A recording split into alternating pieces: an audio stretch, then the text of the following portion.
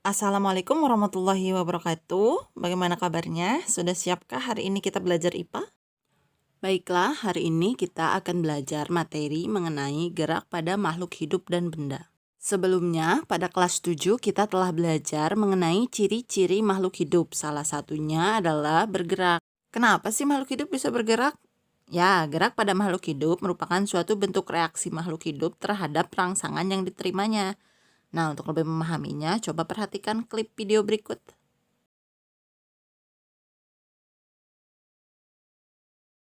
Klip tersebut menjelaskan bahwa seseorang yang sedang tertidur dapat bergerak setelah menerima rangsangan berupa gelombang bunyi.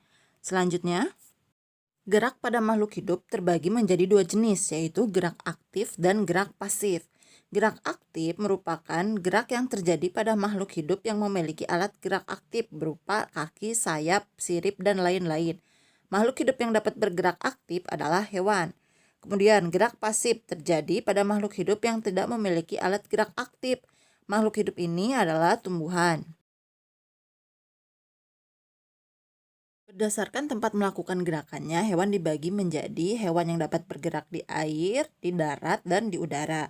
Pertama, kita akan belajar mengenai karakteristik hewan yang bergerak di air. Pertama, hewan yang bergerak di air memiliki massa jenis yang lebih kecil dari lingkungan sekitarnya. Nah, ini memungkinkan hewan tersebut dapat mengapung dan mengambang di air. Kedua, susunan rangka tulang belakang dan ototnya fleksibel sehingga mudah menggerakkan ekornya. Kemudian bentuk tubuh streamline ini membantu untuk memperkecil hambatan yang diterima oleh hewan tersebut ketika bergerak di dalam air.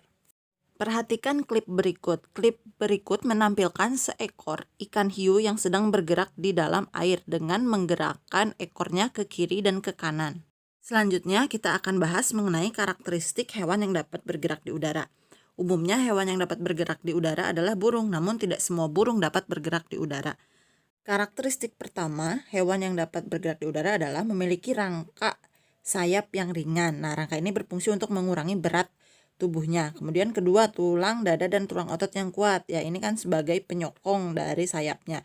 Bentuk sayap burung airfoil. Bentuk tersebut memungkinkan untuk memanipulasi kecepatan udara yang lewat di sekitar sayap burung. Udara yang lewat di bagian atas memiliki kecepatan yang lebih tinggi sehingga menghasilkan tekanan yang lebih rendah. Sedangkan udara yang lewat di bagian bawah burung memiliki kecepatan yang lebih rendah sehingga menghasilkan tekanan yang lebih tinggi.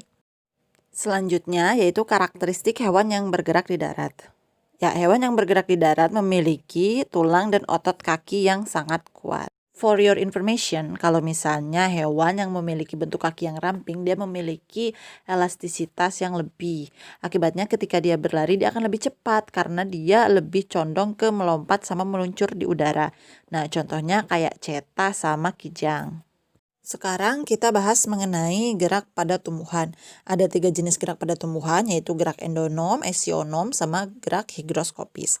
Gerak endonom ini gerak dari tumbuhan secara spontan tanpa memerlukan rangsangan. Jadi ini mah dia berinisiatif untuk bergerak. Contohnya itu gerak rotasi sitoplasma pada sel-sel daun hidrilla.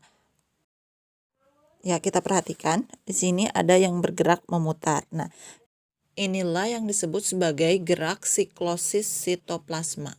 Gerak tumbuhan yang kedua adalah gerak esionom. Gerak esionom ini merupakan gerak sebagian atau seluruh bagian tumbuhan karena adanya rangsangan dari luar. Terdiri dari gerak tropisme, gerak nasti, dan gerak taksis. Gerak tropisme ini adalah gerak sebagian tumbuhan yang arah gerakannya tergantung arah rangsangan. Sedangkan gerak nasti ini gerak sebagian tumbuhan yang arah gerakannya tidak tergantung arah rangsangan. Dan gerak taksis adalah gerak seluruh bagian tumbuhan yang arahnya tergantung pada arah rangsangan. Contoh, gerak hidrotropisme akar yang bergerak menuju sumber rangsangannya yaitu air. Selanjutnya gerak fototropisme daun yang bergerak menuju sumber cahaya. Selanjutnya gerak seismonasti, ini gerak menutupnya daun putri malu karena getaran yang diterimanya atau sentuhan yang diterimanya. Selanjutnya adalah gerak taksis, contohnya gerak euglena yang bergerak menuju ke arah cahaya. Gerak tumbuhan yang ketiga adalah gerak higroskopis. Gerak ini terjadi karena adanya perubahan kadar air dalam tubuh tumbuhan. Contohnya yaitu terbukanya tempat biji pohon bunga pacar. Oke, tugasnya tuliskan informasi yang kalian dapatkan dari video ini. Terus menurut kalian apakah gerak daun tertiup angin termasuk gerak aktif atau gerak pasif? Alasannya apa? Tugasnya dikumpulkan dalam bentuk foto, oke? Terima kasih. Assalamualaikum warahmatullahi wabarakatuh.